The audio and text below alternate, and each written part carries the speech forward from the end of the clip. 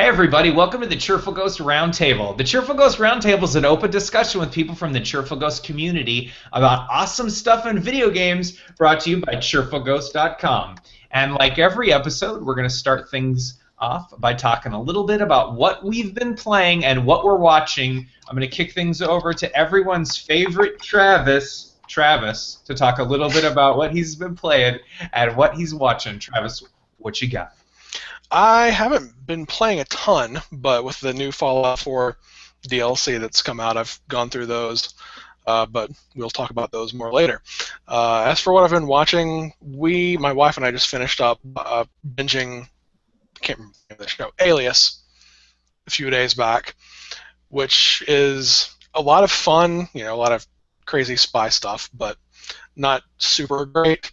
And we've recently started re-binging Fringe, which is one of my favorite shows of all time. So Alias and Fringe are both JJ shows, no? They are, yes. Awesome. Can you definitely get that JJ vibe when you watch them, that eventually this guy's going to do Star Wars? Did you get that? Not really with Star Wars, but you it's kind of interesting toward the end of Alias. You can kind of tell the cinematography and like the organization of the shows. It feels a lot like Fringe. You can kind of see the progression through. But there are a few Star Wars Easter eggs in Fringe, like license plates that say C-3PO, stuff like that. That's awesome. That's awesome. Yeah, he's a pretty big fan, so that's cool. Oh, yeah. Now, question, because I liked Fringe a lot right up until probably like the last two seasons. What are your thoughts on like the last two seasons, especially that last one?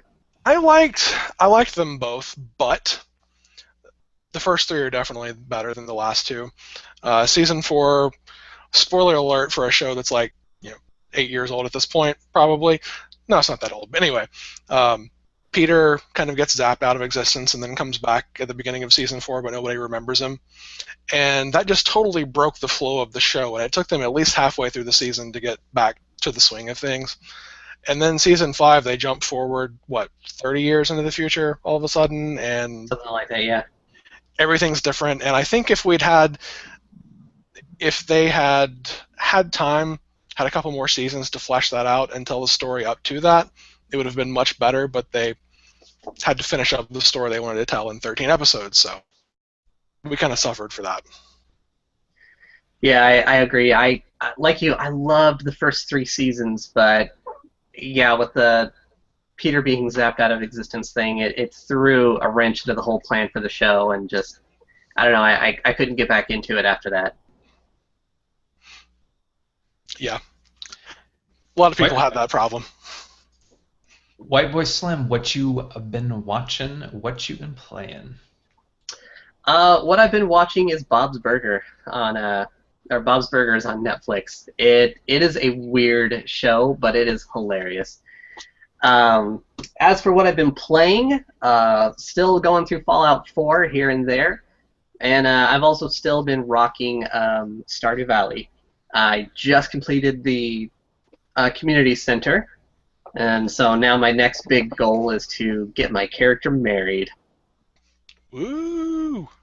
Ooh. Da, na, na, na. That sounds great. That sounds great. Well, I hope you can put a ring on it.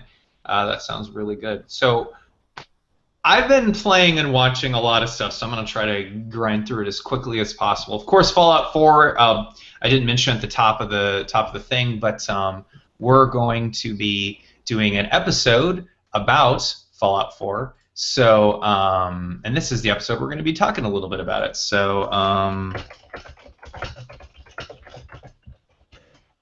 sorry, I just had to type something in there because I'm on a computer and I can't help it. But so I played a little bit of Fallout 4, and that's been really fun because what I've been doing is having it on my PC and streaming it to my TV using NVIDIA streaming to my Google, my little Google Nexus player there, and then I plug in an Xbox 360 controller and I stream it over and it's just like if you're playing it on a console. It's a little laggy sometimes over the network, but it's so great.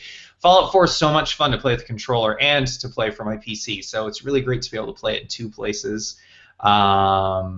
It's really, really cool. So the other games I've been playing is I got the Overwatch beta, which was really cool. The Overwatch is so good for a shooter, and it's Blizzard's first shooter, but it's so good. You can tell that Blizzard has like, and by the way, they're burning me in the comments. We have these comments back channel that we have, and I actually muted Travis because I think I could hear myself in my headphones in his end, and they're making fun of me because I did that. Well, anyways, I have no regrets, guys. I have no regrets. So.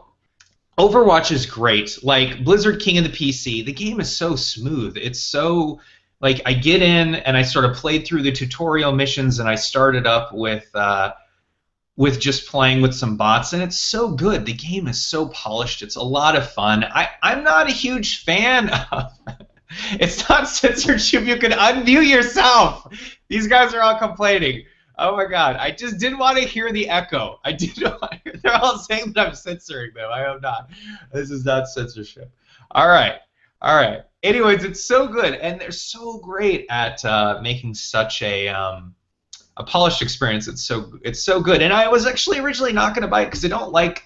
So I'm not into competitive shooters, but it's so good. I'm thinking about getting it. In fact, so much so that this isn't a shield request. This is me trying to get a game. But right now, Taco Bell has this Overwatch deal where if you go to Taco Bell and you buy something like a combo meal, you get this Overwatch cup. And it comes with this code on the back that if you text it in, you could win the game. Well, I was like, okay, I talked to my wife, and I'm like, let's go into Taco Bell, and I can win Overwatch. That'd be great.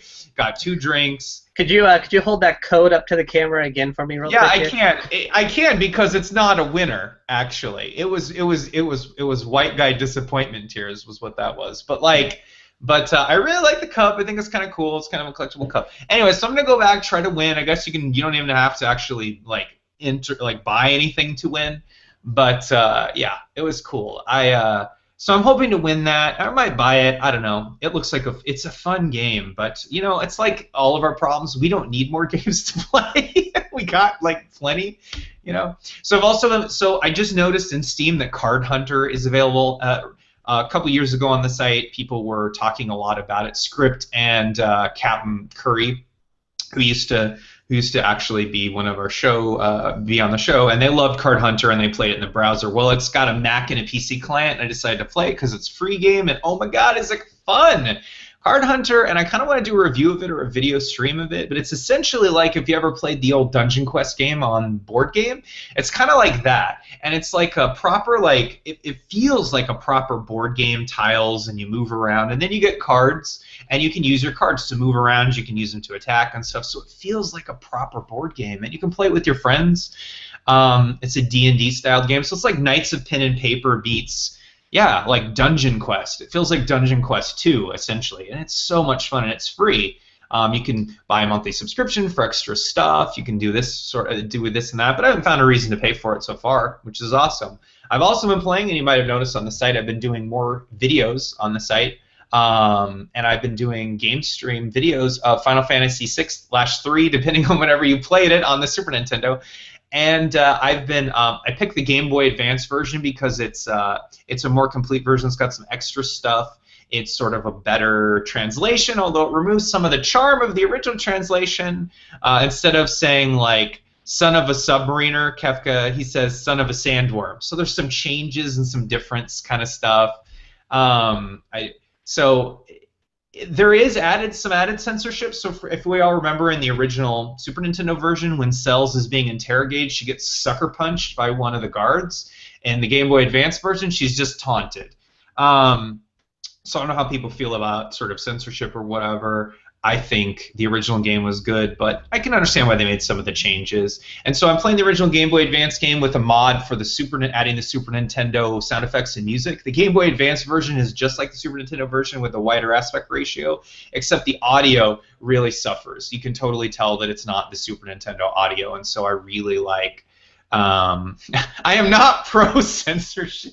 Oh God, they're talking in the chat room about being pro-censorship. I am not pro-censorship. I'm just saying I understand why they made the change. I don't agree with it, but and I really like getting the music back. But I'm gonna do a probably maybe even a side-by-side video showing all the Final Fantasy 3/6 versions, because there's the Super Nintendo version we all grew up with, there's the Game Boy Advance version, there's the PlayStation version, and now there's the new Steam abomination. I'm sorry, the new handheld mobile version, which I consider an abomination entirely of the graphics. But some people like it. I think it's evil. But I'll talk a little bit about that later. Anyways. So I've also been playing Hearthstone, and I've been doing videos for that. And the new Whispers of the Old Gods expansion is coming out, and I'm so excited. It's tomorrow. I cannot. Oh my god! All right. So I've been grinding for gold because the whole show that I've been doing is Hearthstone dailies for ghosts, and dailies being your gold dailies, and grinding for those and stuff like that. So I do a video series about that. Well, I've ground up enough gold, and I've got. I have 5,900 gold that I have for Whispers of the Old Gods packs. So my plan is, and I have an entire plan list of exactly how I'm going to open and what I'm going to do, because I'm a nerd and I'm so excited about this game. Like, I love Hearthstone so much. So what I'm going to do is I'm going to do a video, so we're going to do a show all about me opening packs and basically crapping my nerd pants at how much fun that's going to be. But I've never opened this many packs before. The most packs I've ever opened at one time is 22, because I ground for that for the grand tournament. So what I'm going to do is I'm going to buy 47 packs with gold. Then I'll have 50 to open, because if you log in tomorrow, and everyone should who's got a Hearthstone account, you get 3 packs for free. 3 gold, 3 Whispers of the Old Gods packs. So I'll have 50 to open, okay? And then I'm going to open the 50 packs. I'll have like 1,100 gold left, and then I'll figure out what I'm going to do with those. And then you get one quest tomorrow. You get one quest, which is win 3 times, get 5 more Whispers of the Old Gods packs. Then you get another quest, which is win 7 games and get 5 more free packs too. So I'll have 10. So I'll do another show, which is opening those 10. But so I'm going to open 60 total, which I've never done. That's insane. It'll be so many cards. And then I'll figure out what to do with the gold that I didn't spend, because I really don't know. I don't know at this point. I've been playing the game so much. I'm like Scrooge McDuck in my gold vault. I don't know what to do. Like, it's like money. It's incredible, and it's so much fun. So that episode should be great if you love watching people open Hearthstone cards and act like an idiot. That'll be the show for you. That will be the show for you. So but with Hearthstone, I've been doing like more episodes of the show, which has been really fun. Today, they nerfed some cards, which makes some changes to the game essentially. They dropped the power. Some cards are really broken, and so they changed that so the new expansions could sort of balance well with the cards, because they changed the format now. So they're rotating out old stuff, but they're always going to keep like Magic the Gathering, the classic set. And then the set for the last 2 years. So what's rotating out is Naxxramas, rest in peace, and Golems vs. Gnomes, fuck you all. I hate that expansion. So for the most part.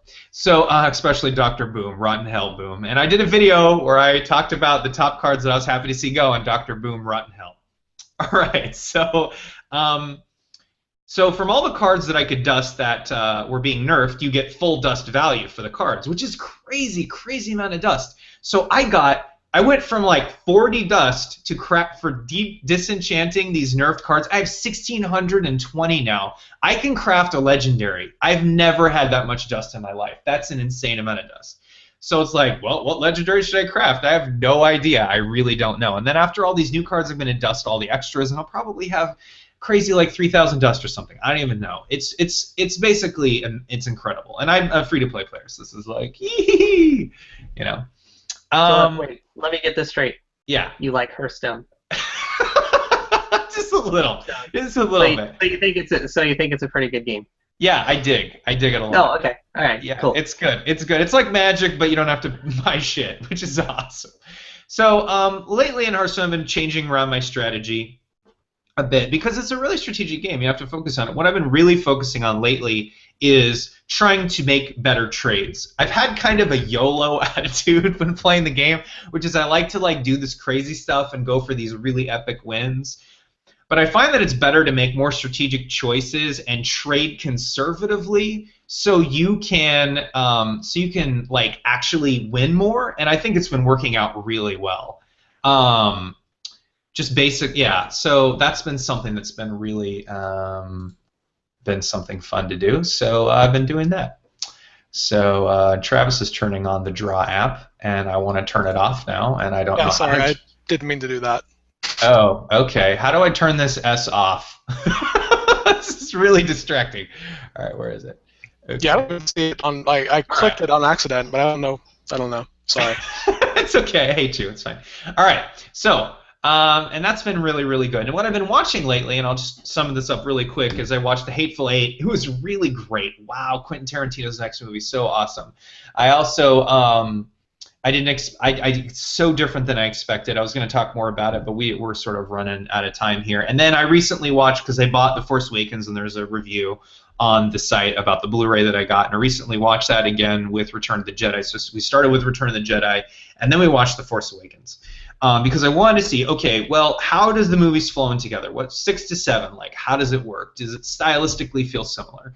And the answer is they're not. I don't think they're that similar. But I'm not saying The Force Awakens is bad. I think it's a good movie, but they are very different.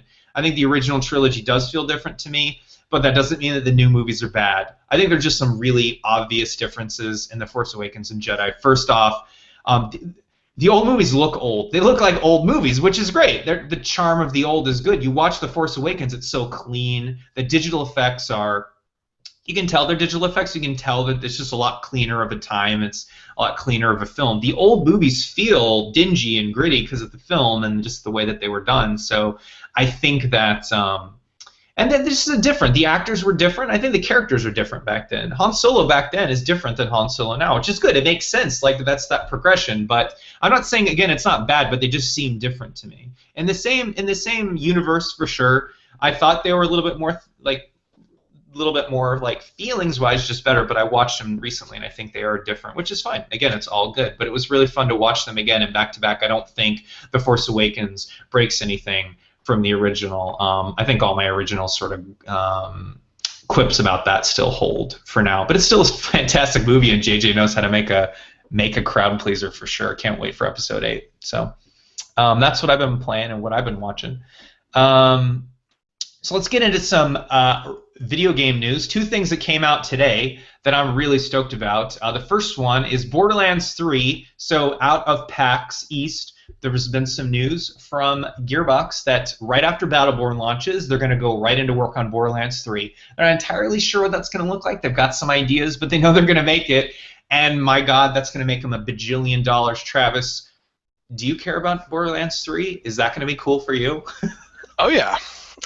I've loved the pre-sequel was okay. It wasn't bad by any means. It just didn't really grab me as much. But the first Borderlands, fantastic games. Looking forward to another full... I don't really count the pre-sequel as a full game. I'm looking forward to another full Borderlands game. And I hope my PC can play it. But we'll see. Yeah, I mean, Borderlands to me, the original is one of the best games one of the most coolest video game experiences I've had in a while. Borderlands 2, like, I was just playing it the other night for fun, and White Boy Slim saw that I was playing it, dropped into my game. We just did a few quests. It's still amazing. And it's ported to Windows, Mac, Linux, PC, PlayStation, blah, blah, blah. You can get the Handsome Jack collection on your PlayStation 4, Xbox One. It's such a good game. I don't even know where they're going to take Borderlands 3. I don't even know. Like, I'm sure it'll be great. I'm looking forward to it, but I couldn't even say. So I'm looking for, but it'll be great, I'm sure. I love the kind of the world they've been building. Borderlands 1 didn't have a ton of plot, and that was fine. But with 2 in the pre-sequel, you kind of get the story of Pandora, and I'm kind of looking forward to where that goes next. I mean, Borderlands 1, I didn't really care about the story, but now I'm really looking forward to what we might find out in Borderlands 3. Absolutely. I think one aspect of Borderlands 1 that was a little bit stronger for me was, I think Borderlands 1, the maps, the level design was a little bit stronger, I think, maybe than Borderlands 2 was. I think for me, the world that you were in, not the story, you're right, but what you inhabited and what you did and where you went, for me, was more burned in my brain. Like, that like where you started off in the town, and then where you had to go, and I don't know, that world seemed tighter to me, and the level design seemed a little bit more solid. It seemed like Borderlands, yeah, I don't know. That was just I loved it. But you're right. The narrative of Borderlands 2 is much catchier, and the characters are a lot more there. Yeah, you bring up the first one barely had any plot. Yeah, it was just a paper thin plot, just to give you a reason to go around shoot stuff. Yeah, it's interesting that you mentioned the starting area of Borderlands 1, because when you say Borderlands, that area is the first thing that pops into my mind. I played Borderlands 2 way more, but I don't even really remember that starting area very well. But in that first one, it's almost kind of iconic. Right, and I think for me, Borderlands 2, I don't want to spend any time in the starting zone. I want to get out of it. Like the first starting zone of Borderlands 2, I think is kind of a mistake, I guess, sort of in a way, because you're starting off in the tundra, the snow, and I kind of like the design of that, but you're really boxed in to start. You know what I mean? It's like you got to go through the intro every time, and I think for me, Borderlands 2's replayability, like once you get out of that sort of like let's teach the person how to play a game thing. It's great. The game's great, but once you know what I mean, I think Borderlands the original got you out of that faster. You know what I mean? It was a lot shorter to get into the original. So. Well, I mean, I guess Firestone, in the first game, kind of becomes your quest hub for a long time.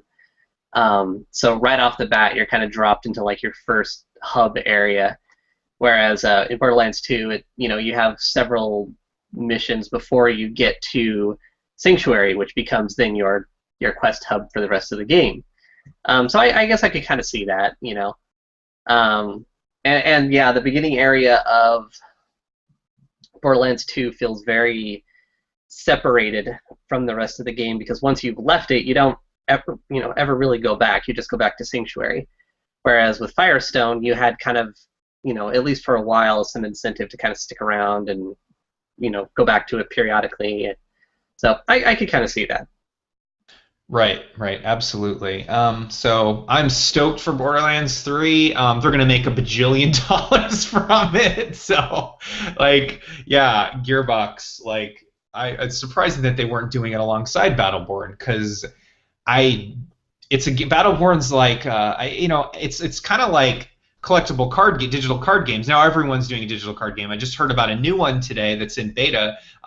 It's what is it? It's oh my gosh. It's based on an MMO property. It's not the Bethesda one that I covered on the site. It's not Elder Scrolls. It's for RuneScape Legends, right? So there's a new card game, RuneScape card game, and I heard, everyone's getting in on the MOBA scene, as in everyone's getting in on on that Hearthstone money as well. So we'll see how that happens. But cool. So another bit of news that White Boy Slim told me about before this is that Lionsgate dropped a whole bunch of movies on Steam. So what do we think about this?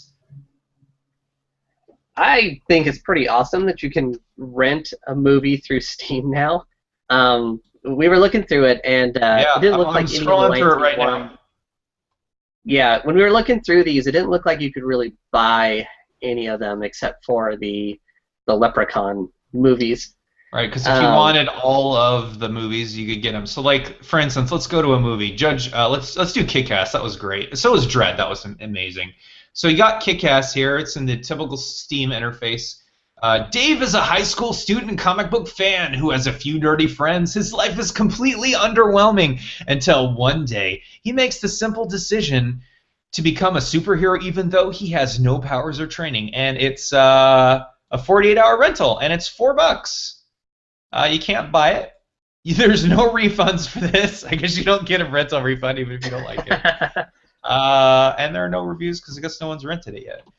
So yeah, like you said, looks like these are mostly rentals, except for got the old Expendables and Expendables 2 on here for a $3.99 rental. And we checked before. The typical price of renting a movie on iTunes is $6. So looks like this is significantly less than $6 to rent a movie on Steam. What do we think about this? I hope it kind of pushes that price down. If it becomes popular, I'd like to see it push the rental price across the board down a bit, because $4 seems reasonable to me, and $6 is kind of past reasonable.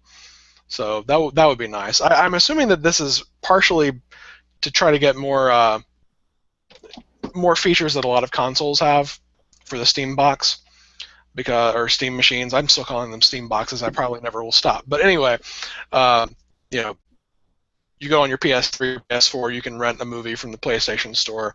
Until now, you couldn't really do that with Steam, except for a handful of game documentaries and such. So it's nice to see them diversifying a bit, and kind of sets a new price trend. Yeah, $4 is getting a lot closer to that kind of like impulse buy, price point there, where it's just kind of like, what can we watch? Oh, this is here. It's just $4. Just do it.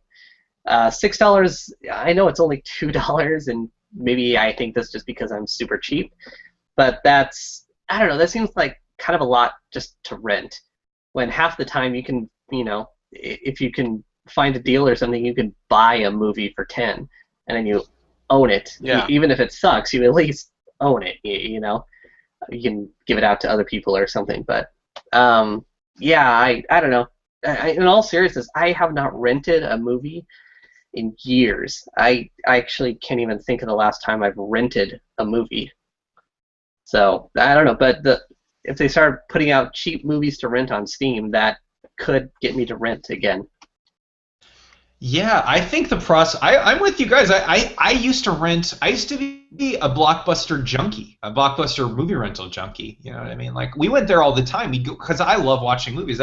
It's not that White Boy Slim, like you mentioned, like, oh, I haven't rented a movie in years, but that doesn't mean you stopped watching them, right? It just means the way that you get them is different, right?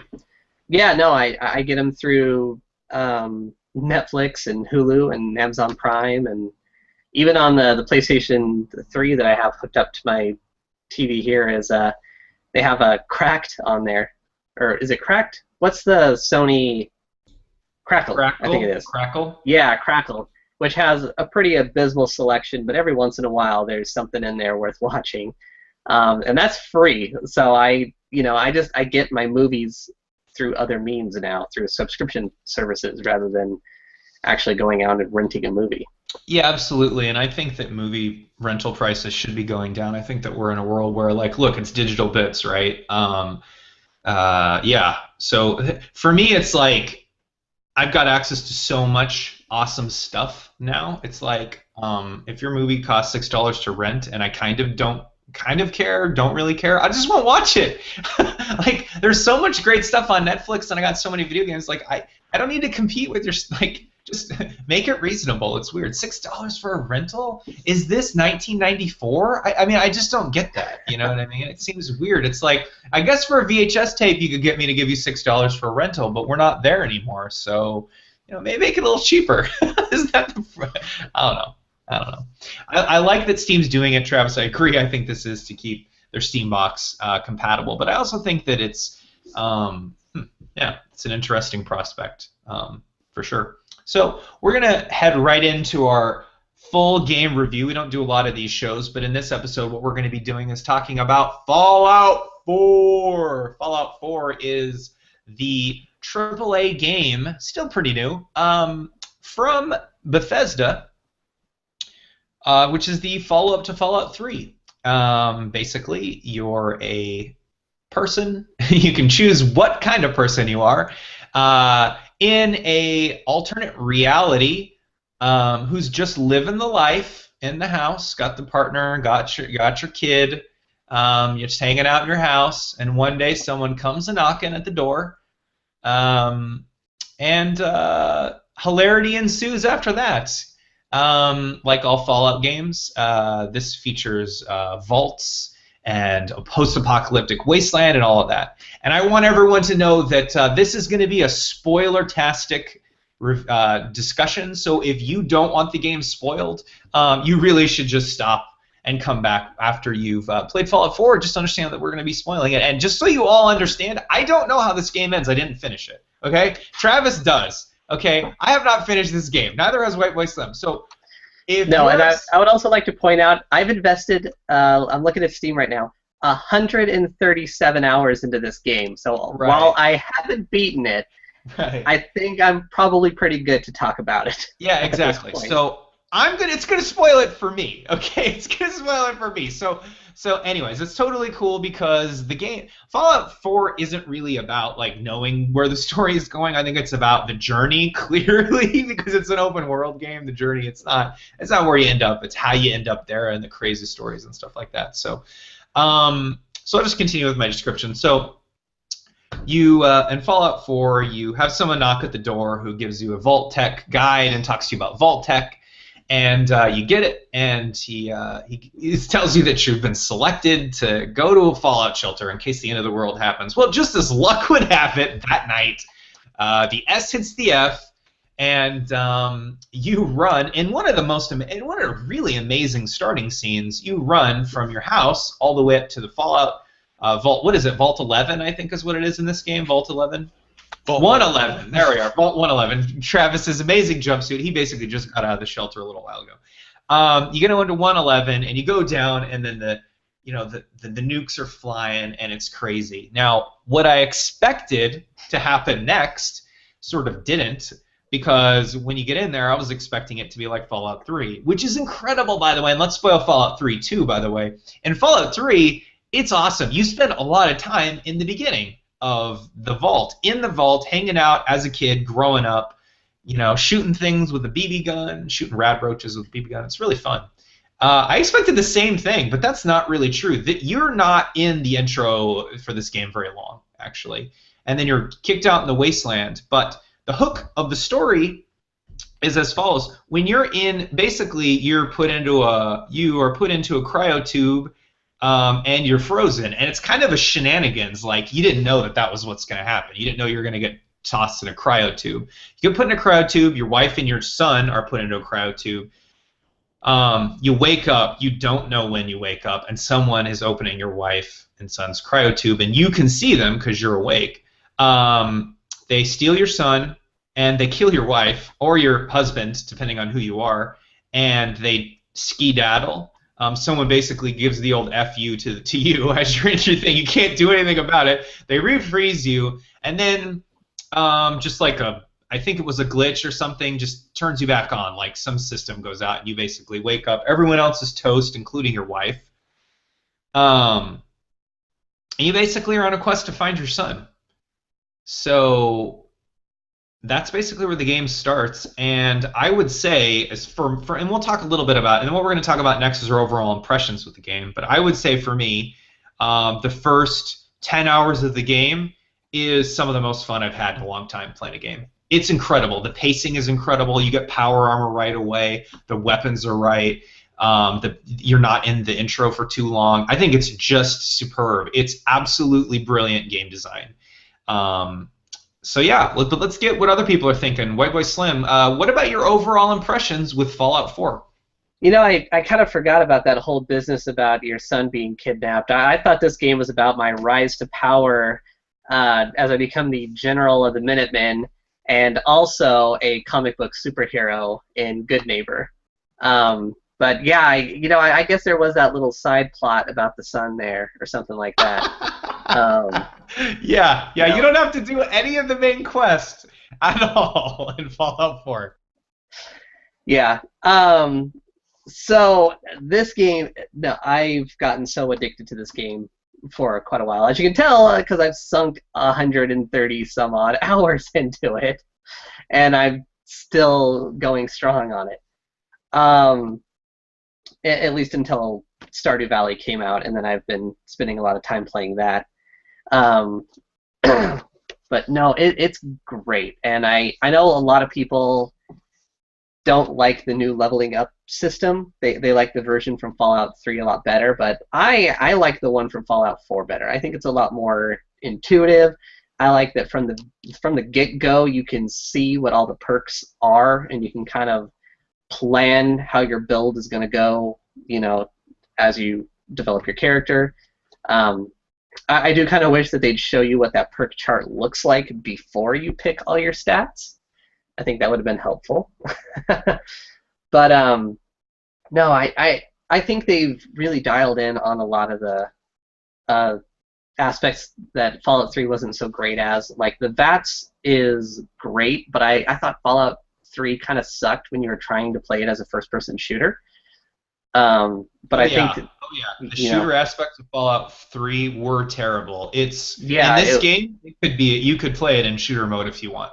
Oh, you could, and I have at times. Although I do like to use VATS quite a bit, and my character build is kind of leans towards VATS, as well. But they just the overall gameplay and how to move through the world it has been polished a lot, and it's awesome. I really like the settlement system. One of my complaints is that they don't give you enough space to build in the settlements. There's like a cap on how much stuff you can build in a city, and I understand that there's performance reasons for that, and you can. Luckily, I play on PC, so I can use console commands to alter those limits. So I've built larger settlements than you're kind of supposed to. But I would go crazy on the settlements a lot more if that was open to me, But then again, I'm also the guy that built like huge cities in Minecraft and stuff like that. That's just kind of my personality. Yeah, I really do think that in Fallout 4 you're seeing that Minecraft and survival building, like Rust kind of arc thing hit in Fallout. I think you're seeing that in other Bethesda games like Doom with the new Snap Map creator. I think the community content mod thing is definitely becoming huge for Bethesda, something they focus on.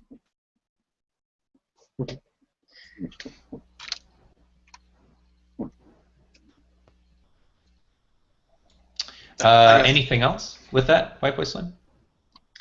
I was curious to get Travis's take on the game here before we start getting into more specifics here. Yeah, good idea.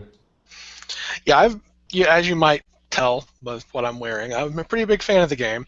I got my intelligence bobblehead sitting here on my desk, so yeah, I'm a bit of a fanboy.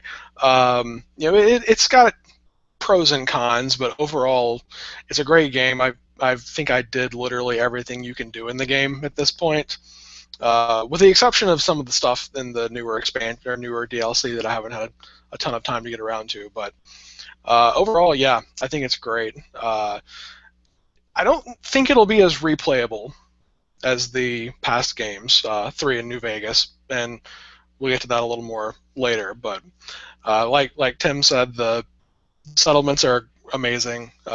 Being able to kind of build your own like little chunks of the world spread out throughout the map is great, which is especially helpful for the new survival mode that they released, which, well, they haven't released it yet, but it's in beta on PC, and it is grueling. It is really rough, and it's nice to have those little pit stops along the way.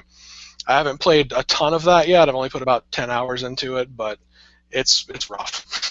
I think for people that want that 2,000, 1,000 hour experience for Fallout 4, them adding all these modes is amazing, like the hardness and all that kind of thing, like brutal. Like for the crazy core fan, or the awesome core, however you want to look at it, those modes are like, incredible for them. So I think my thoughts on the game are pretty much like y'all's, which I think it's really, really good.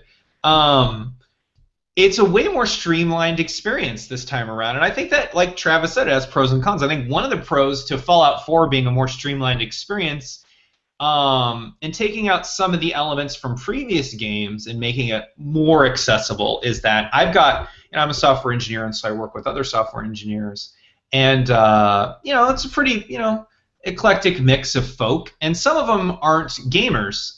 Shockingly enough, some software engineers aren't gamers. And some of my non-gamer friends have been playing Fallout 4. And it's funny because how they talk about it, and they're like, oh, man, he's like, oh, you need to go here because you're going to get a really sweet gun. And I totally did do that mission. I got a really sweet laser rifle or whatever, which is really great because this is my first energy weapon. And he's not a gamer, and he's like, And then we were talking about Fallout 4, and I'm like, yeah, I play Hearthstone. He's just like, oh, no.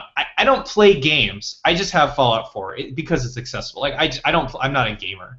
Yeah, he plays Fallout 4, but he's not a gamer. I thought that was awesome.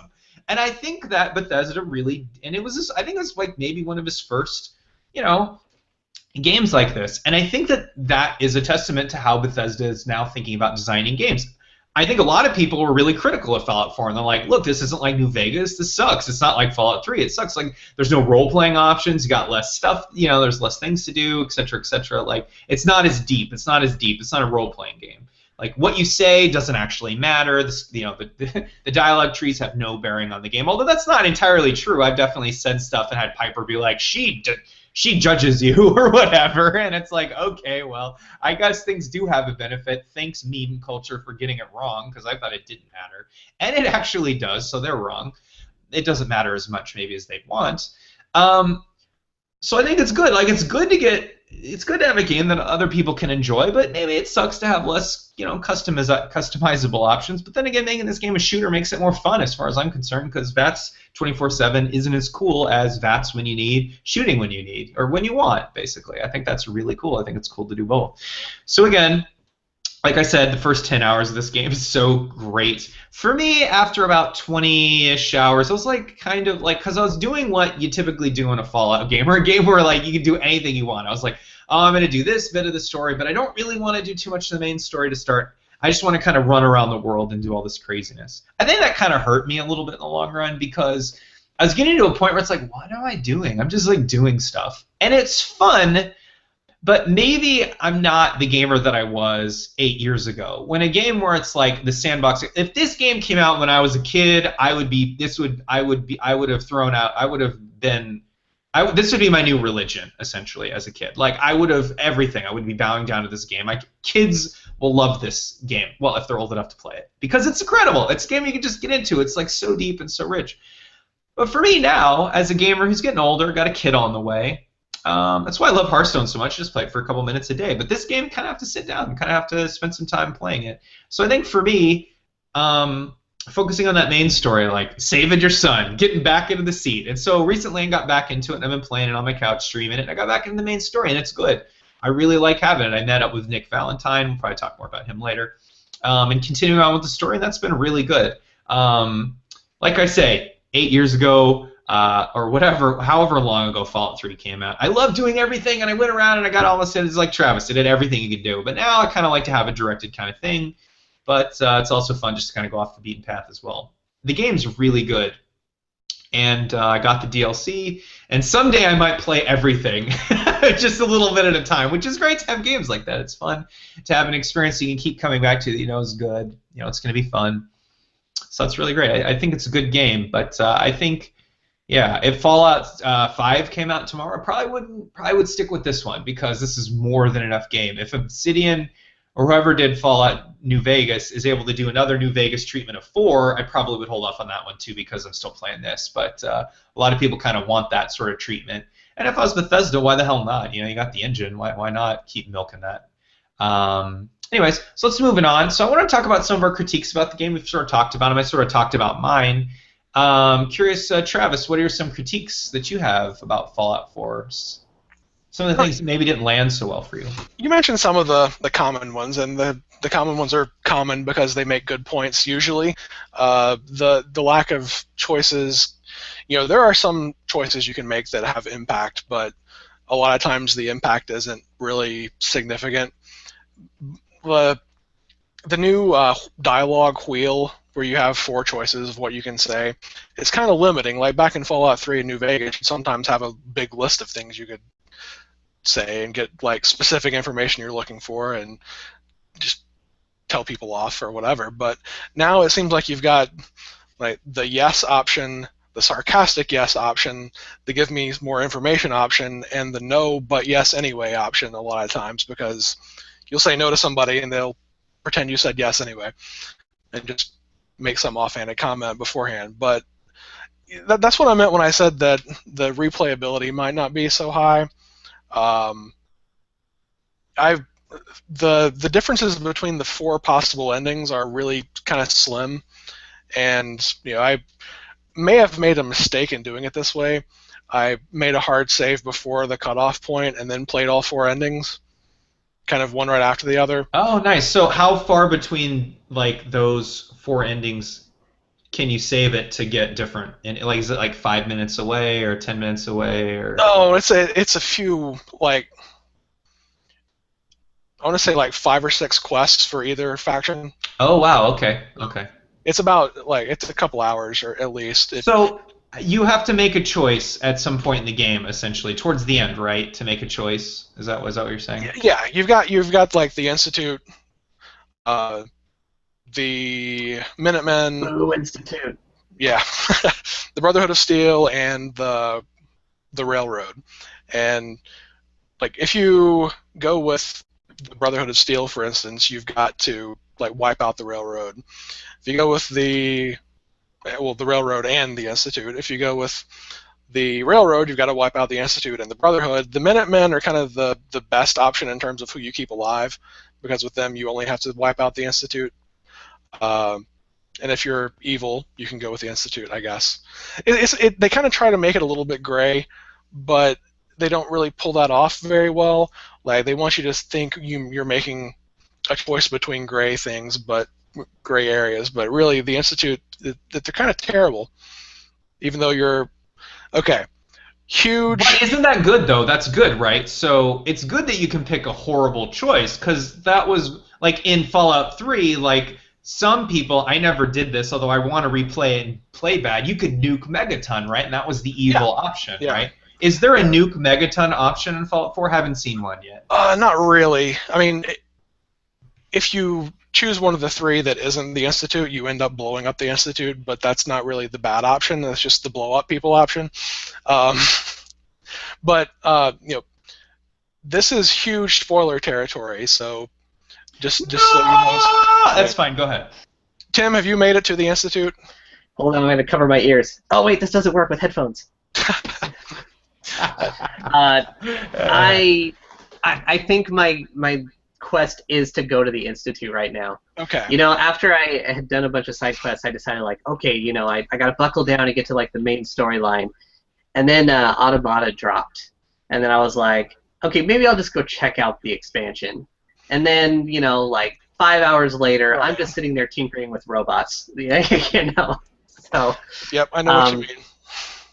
Okay, but well, despite my best efforts, just one more robot. Yeah, serious. But despite my best efforts, I have actually accidentally come across spoilers for Fallout already. So I don't think you're going to be able to spoil too much for me. Travis, drop all the bombs. I'm ready to die. Okay. Carpet bomb this fucker. Let's do it. Spoiler bomb. When you get to the Institute, you find your son, and your son is way older than you, and is in control of the Institute. Oh. Now is the bad guy? Yeah. But here's one thing though. See, I suspected from the very beginning that you were going to find out that your son was like significantly older than you were expecting. Totally. Because they make showing you get frozen again after he gets kidnapped. So I'm like, you don't know at what point that happens, you know. And I was so annoyed with my character going around and asking all these people, I'm looking for my son. He's a baby. Like, come on, you're a moron. You don't know that. You don't know that. Well, one of the things this is why I thought that he's clearly not a kid. I thought he was probably going to be your age, and that would be the switcheroo or whatever. He'd be about, I don't know, 30 or something, or however old this person is, 30s, 40s maybe. Because the game puts so much emphasis on, like, I'm looking for my infant son, child, baby, who is in a baby carriage. He has a rattle and goes hoo-boo-hoo-hoo, and he's an infant. Clearly he is only an infant. I'm looking for my baby child. And the fact that those are... Okay, that's not exactly what they say, but it's so close. It's like writing getting in the way. You know what I mean? It's like them, like, it's like so on the nose, you know exactly what that's going to be. Now, the fact that he's a son of a bitch, bad guy, like, that's awesome. I did not see that at all. Like, that's crazy. So thanks for that, Travis. My soul is now destroyed. No. Well, like I said, they make it seem kind of gray. Oh, yeah. No, I got a question about that. He doesn't really think that he's evil. Oh, who does? Darth Vader's doing good, right? Okay, so I got a question about this. Okay, so we're just going to go off on this tangent for a while. Okay, so... do all 4 endings, do you realize that that's your son, or is one ending you just don't even know, you just nuke the fucker and you don't even know that he's your kid? Like, No, you know, like, pretty much within 5 or 6 minutes of getting to the Institute that he's your son. Really? It's interesting. It's like, oh, hey, Dad, by the way, I'm evil. Yeah. So... There are a few, like, well, there's more plot that I won't spoil because it's not important, but it's kind of cool sure. when you get there. But yeah, I had kind of some issues with them trying to say, no, these guys are totally cool. They're not evil. What are you talking about? When they're infiltrating all these settlements and taking people's, like, replacing people with synths and killing people. Like, come on, that's evil. That's evil. Yeah, my first brush up to the Institute was just me walking, like, southeast of 111, and there was this guy running and saying, hey, that guy's a synth. And then the other guy's like, no, I'm not. And then they're like, they got guns pointing at each other. It's like, you got to make a choice. Who's the synth and who's not? And like, oh, right, the 2 identical guys, yeah. Yeah. And I'm like, what the fuck, synth? What's this? And I didn't know what was happening because I'm like, there's a robot trying to pretend he's someone else, and I'm like, oh my gosh, I just have to shoot one and pretend. So I like looked at one, I like was able to like see, oh, what's in this guy's inventory for like pickpocket, and I'm like, oh, he's got like a synth thing or something, and I'm like, oh, well, obviously he's a robot. I blew him away. He's like, thank, he's like, I shot him, and then he clearly was the synth or whatever, and the guy's like, thanks. And I'm like, okay, did that have any bearing, or was that just fun or crazy moment? But yeah, it's like if you're trying to pretend that you're a regular person and replace them Invasion of the Body Snatcher style, yeah, fuck you. Yeah. The one cool thing though that you mentioned, the synth component, I want to mention one amazing thing. When you get far enough into the storyline, your settlers can start getting replaced by synths. In all of your, but, like, that's happened in some of my settlements, yeah. Yeah, but even like non-human settlers, like if there's an attack on a settlement that you're trying to go help, and you see a dead Brahmin, like you can pickpocket or loot the Brahmin when it's all over, and he'll have synth components on him. Like they're replacing Brahmin with synths apparently too. What? I like that there's spy cows in your. That's awesome. Yeah, wow, man, that's cool. Any other negatives maybe you had, Travis? No, I mean really, it's the lack of, like, I play Bethesda games for the world and just exploring everything I can. So the lack of choices isn't huge for me, but it's still a big thing that might decrease replayability for me. Like if I feel like I'm doing the same thing over again, I'm not sure I'd want to go through 140 hours worth of a game to do it. That's really my big one. Everything else I pretty much love. Sure, and I think Travis is right on here too, because you walk out a little ways and you explore something, and there's almost always a reward for you doing it. In that it's just an amazing time. It's not like they just gave you 50 million miles of a map and a bunch of bad guys to go grind. It's not like that. It's really, really fun. So what about you, White Boy? What do you think? Some of your criticisms of the game?